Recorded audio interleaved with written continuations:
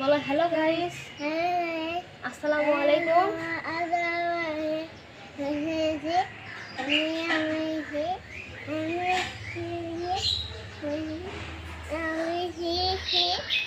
তো hello guys, কেমন আছেন আপনারা? আমার নাম ইশরাক, আপনারা দেখছেন ইশরাক অ্যান্ড দিহান ব্লগ।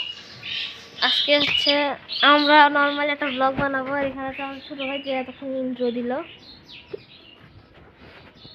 কথা বলো, কথা বলো, সালাম দাও।